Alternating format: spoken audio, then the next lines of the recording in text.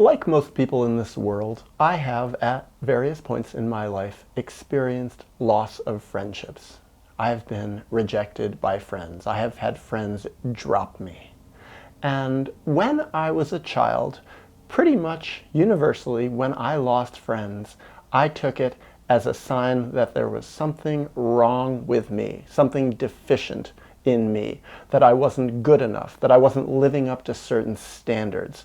And it really hurt me. I felt terrible about myself by losing friends. I often felt if they rejected me, they must have been better than me. And it was just a very painful thing that I went through many times as a child. However, I have a somewhat different perspective on it now. It happened through my teen years, it's happened in my 20s, and it's happened in my 30s. And more, I have come to see, especially as I've gotten older and healthier, that not infrequently now, when I lose friends, it's not because of something deficient in me. Rather, the loss of the friendship is a reflection of my good qualities. It's a reflection of my strengths as a person.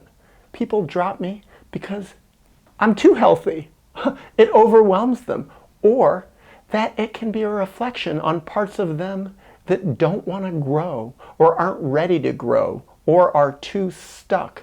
And that doesn't necessarily mean that I'm even calling them out on their stuckness or calling them out on their unhealthiness, because pretty much as a rule, I don't call my friends out on their unhealthy behavior, unless of course it's really personally negatively affecting me. I kind of have a live and let live attitude, boundaries, respect. But what I've seen is sometimes just my personal expressions of who I am, my authenticity, my healthiness, just me talking about my ideas, about my life experience, can be threatening to people who aren't necessarily so healthy. And sometimes because they want to protect themselves, protect their unhealthy sides, protect their denial even, they pull away from me, because being around someone who is healthier sometimes can provoke them to grow, provoke them to self-reflect in ways that maybe they're not ready to do, or it's just too painful. I think, again, this brings up the idea for me of what is a friendship? So often, I think, from what I've seen, a friendship is between two people who have common values, who share common values.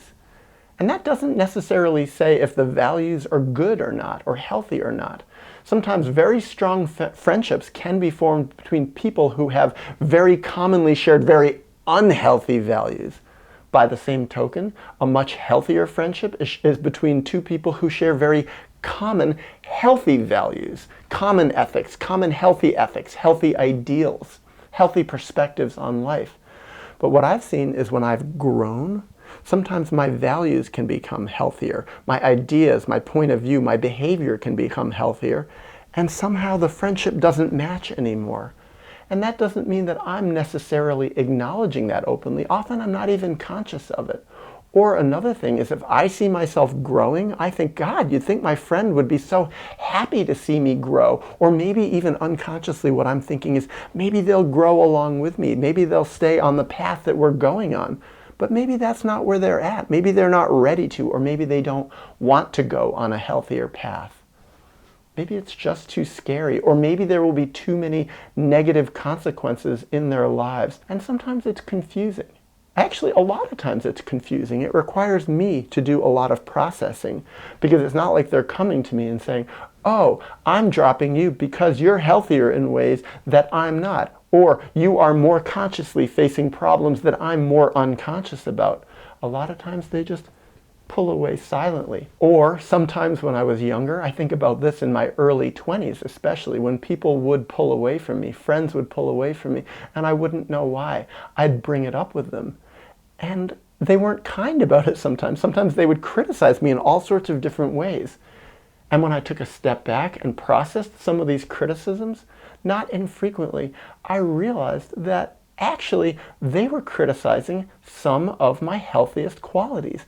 So now as I get older, and sometimes, yes, people do pull away from me, people who I really valued in all sorts of different ways, I can take a step back and often look at it without having to do any sort of confrontation, because I certainly don't like to confront friends, and I don't like to confront people. Why are you rejecting me?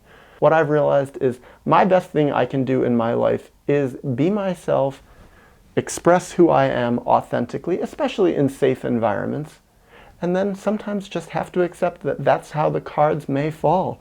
That's what happens sometimes, is that people who are my real allies, people who really share these common values with me, they will stick with me, and those are my real, truer friends in the longer, deeper sense of the word.